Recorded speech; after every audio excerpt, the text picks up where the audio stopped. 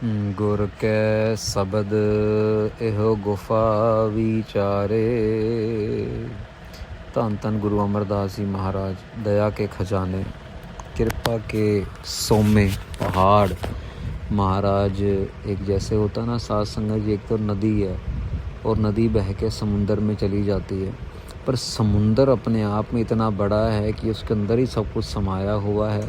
ये गुरु अमरदास जी महाराज ये सेवा के समुंदर हैं, निम्रता के समुंदर हैं।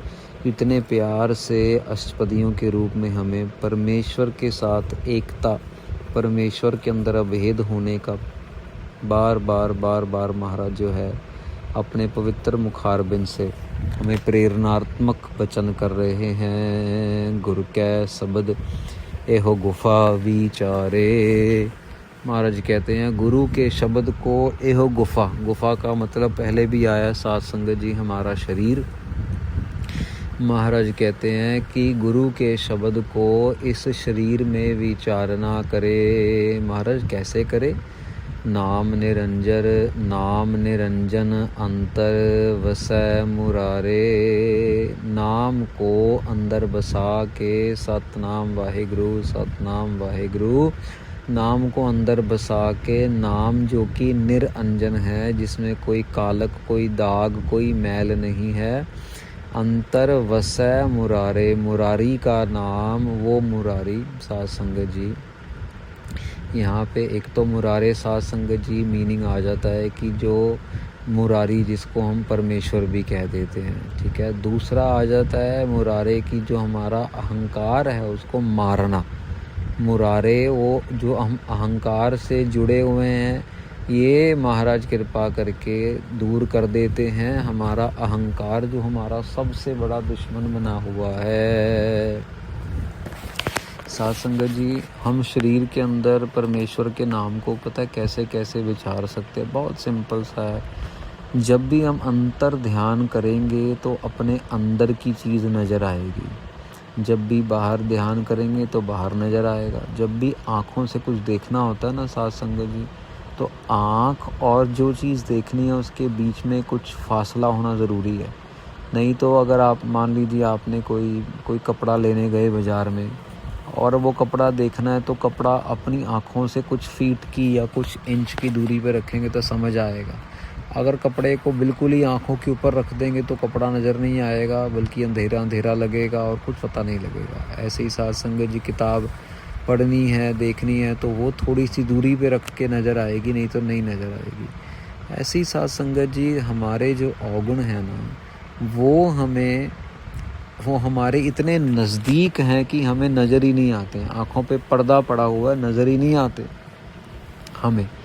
महाराज दूसरी तरफ कहते हैं कि जो दूसरों के अवगुण हैं वो हमें बड़ी जल्दी नज़र आ जाते हैं, क्योंकि वो दूर हैं आँखों से, वो हम देख के बड़ी इजीली समझ जाते हैं। अपने अवगुण नज़र नहीं आते। पर जब हम गुफा के अंदर विचार करेंगे, शरीर में विचार करेंगे महाराज की कृपा से, तब समझ आएगा कि तू थोड़ा सा अपने अंदर आत्मा देख, तेरे अंदर इतने अवगुण हैं कि तेरे को पता ही नहीं लगेगा।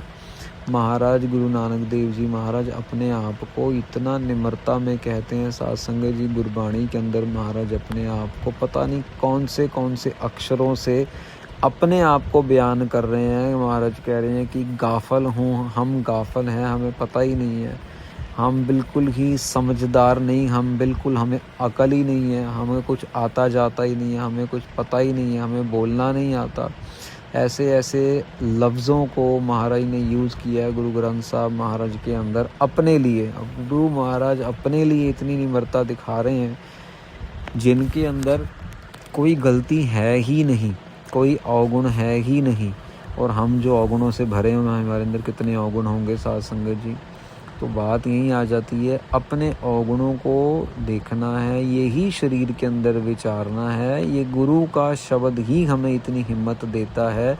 सतनाम वाहिगुरु, सतनाम वाहिगुरु, सतनाम वाहिगुरु, सतनाम वाहिगुरु, सतनाम वाहिगुरु का जाप करते करते करते करते एक एक करके महाराज वो अवगुण खुद ब खुद दूर कर देते हैं। हर गुण गावे शब्द सुहाए। मिल प्रीतम सुख पावनया। महाराज कह रहे हैं हरि के गुण गा के शब्द जो है शोभनीक लगता है, क्योंकि शब्द के अंदर है ही सिर्फ हरि के गुण ना। साध संगत जी किसी दुनियावी बंदे की बातचीत तो है नहीं, कोई अकबर बीरबल हीर रांझा हो तो है ही नहीं कुछ भी, सिर्फ अकाल पुरख वाहिगुरु जी के गुण ही गुण भरे हुए हैं। इसलिए महाराज कह रहे हैं मिल प्रीतम सुख पावनया, भाई प्रीतम के साथ मिलाप होके हमें सुख मिलता है, प्रीतम के साथ मिलाप हो जाता है। जब हमें शब्द सुहावना लगने लगता है फिर हमें वो दुनिया के ढोल ढुमक्के और कुछ अच्छा नहीं लगता, सिर्फ और सिर्फ शब्द गुरु सुहावना लगता है। शब्द गुरु, जब सारा टाइम हम शब्द गुरु के बारे में ही सोचते रहेंगे, गुरबाणी का जाप करते रहेंगे तो फिर प्रीतम अपने आप ही मिल जाएगा। साध संगत जी प्रीतम ही तो है शब्द गुरु।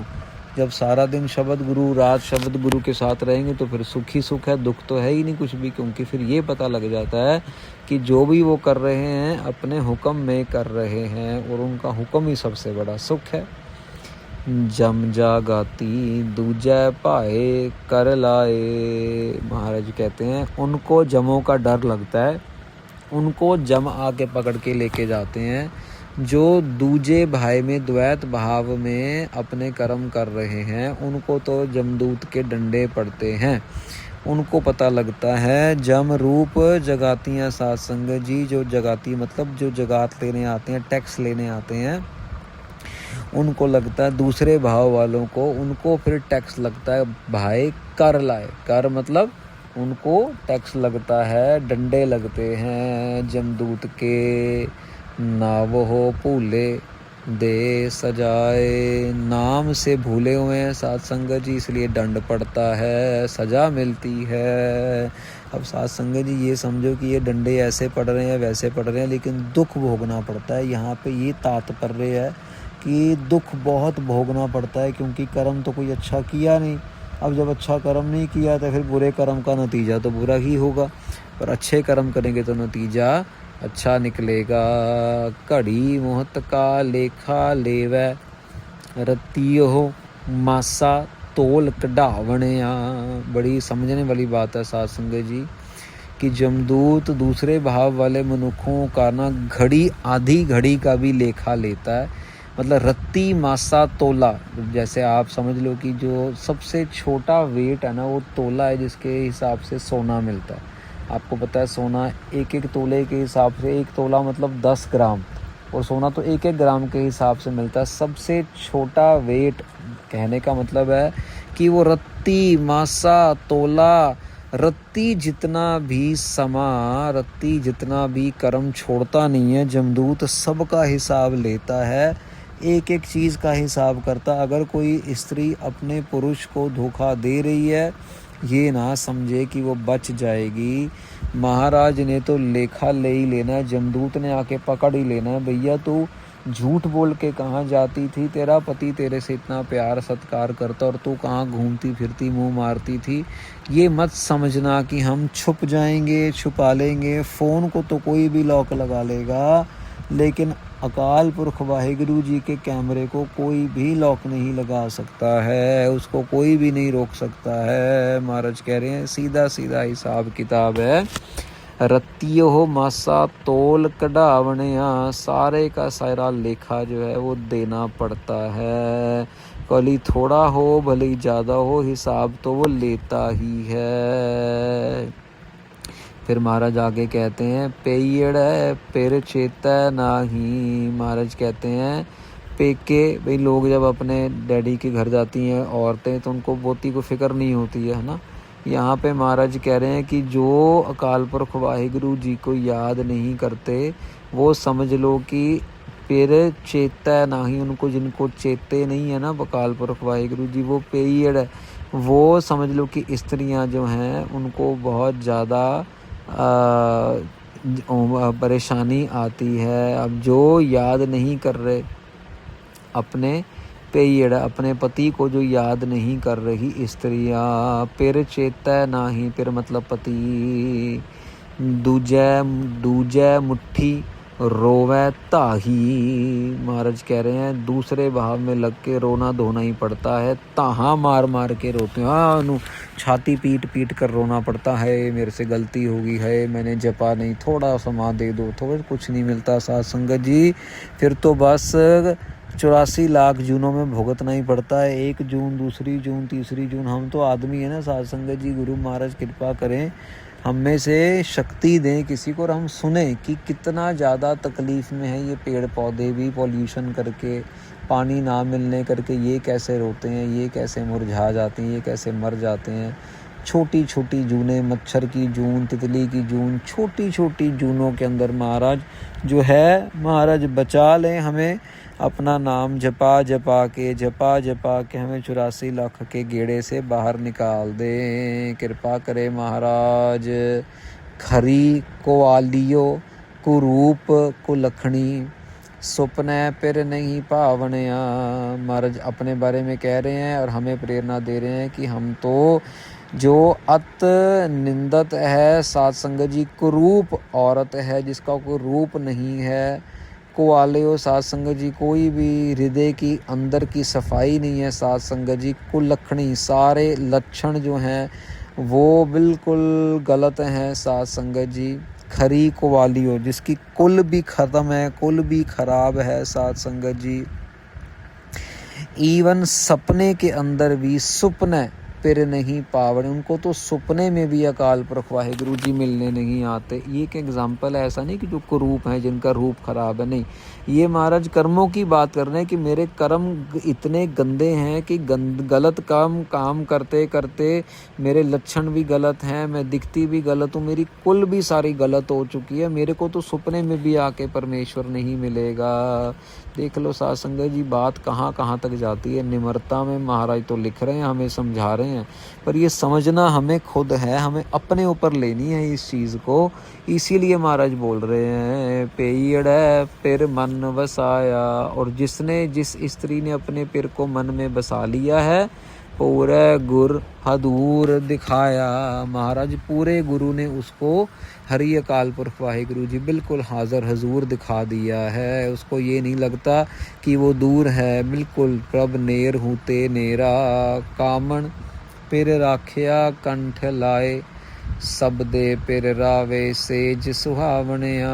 महाराज कह रहे हैं कामन पिर राखिया कंठ लाए, पे जिस भी जीव स्त्री ने अपने पति को कंठ के साथ लगाया है, वाहिगुरु वाहिगुरु वाहिगुरु नाम जपा है, सबदे पिर रावे सेज सुहावनिया। मतलब कि ये जो हमारा चिंतन है सात्संग, चिंता में जो हम चिंतन में वाहिगुरु वाहिगुरु कर रहे हैं, महाराज कह रहे हैं गुरु के उपदेश कर पति को आनंद कर लिया साध संगत जी, आनंदमय कर लिया। पति के आनंद को भोगती है वो जीव स्त्री कि भाई कोई दुख नहीं, सुख ही सुख है उसके साथ संगत जी। सबदे पिर रावे सेज सुहावनिया, वो सहजा पे शोभते हैं अकाल पुरख वाहिगुरु जी। जीव के ऊपर वाहिगुरु वाहिगुरु वाहिगुरु का जाप चलता है, उसके घर में अकाल पुरख वाहिगुरु जी बसते हैं मन के अंदर। घर मतलब मन, शुरुआत में आया ना शब्द में अष्टपदी में।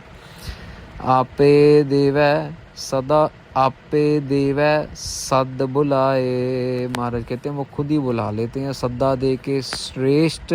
श्रेष्ठता का जो देता, श्रेष्ठता से जो देते हैं साध संगत जी। जैसे किसी को स्पेशल इनविटेशन जाता है, भाई आप हमारी शादी में ज़रूर आना, आप ये ज़रूर करना, महाराज कह रहे खुद ही बुला लेता है और अपने पास सद बुलाए, अपने नज़दीक बुलाता है साध संगत जी। इसका मतलब ये है कि अमृत वेले उठा के सतनाम वाहिगुरु वाहिगुरु वाहिगुरु का जाप गुरु महाराज कृपा करके गुरु ग्रंथ साहब महाराज अपने पास बुला लेते हैं। कभी कभार खुद ब खुद ही नींद खुल जाती है, पता ही नहीं लगता, नींद आती भी नहीं है, फिर जाप लगा होता है तो चलता रहता है चलता रहता है चलता रहता है। गुरु महाराज की कृपा है साध संगत जी, जो इच्छा रखते हैं उनकी इच्छा पूरी होती है। कई बार देखा है संगत इसी वजह से रोती रहती है कि हमारा अमृत वेला नहीं संभलता, हमें अमृत वेला मिले, हमें अमृत वेला मिले। उनके अंदर अमृत वेले का इतना प्यार है, इतनी भूख है, इतनी तांग है कि वही देख देख के इतना मन खुश होता है कि क्या बात है कि महाराज, क्योंकि महाराज ने कहा है अमृत वेला सच नाव वडियाई विचार। और अगर महाराज की बात समझ आ गई और फिर हम अमृत वेला मांग रहे हैं तो इसका मतलब बस बात बन गई, क्योंकि हम गुरु के रास्ते पे चलना चाह रहे हैं। अब आगे कृपा तो गुरु महाराज ने करनी है ना, अमृत वेला उठा के जाप करा के सतनाम वाहिगुरु वाहिगुरु वाहिगुरु वाहिगुरु वाहिगुरु अपने दरबार में लेके आना है, अपने दर्शन दीदारे अपनी सेवा करानी, ये तो सब महाराज के हाथ में। बंदे ने तो उद्यम करना है, महाराज कृपा करो, महाराज कृपा करो, महाराज कृपा करो। साध संगत जी, इसी चीज़ को लेके हम लोगों को ये समझना है, नाम की जो महिमा है ना, नाम जपने वालों की। महाराज भगत कबीर जी कहते हैं, कबीर सुपने हूँ बरड़ाए, ये कबीर जी का आता है एक श्लोक।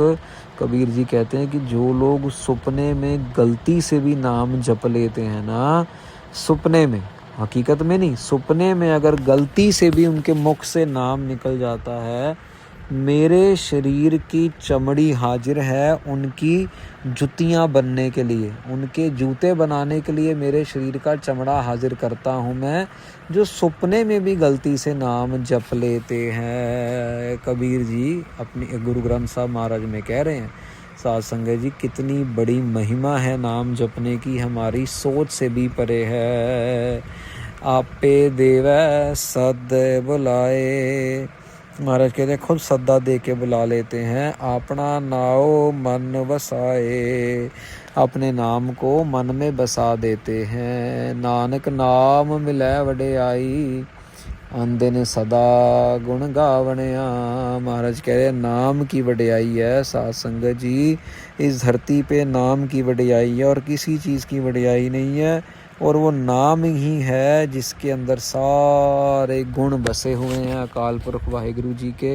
महाराज कहते हैं अंदिन सदा गुण गावणिया, रात दिन उसके गुण गाते रहो। निर्भव निर्वैर अकाल मूरत अजूनी सैप अंगुर प्रसाद, गुण गुण गाते रहें उसके, दिन रात सुबह शाम उसके गुण गाते रहें।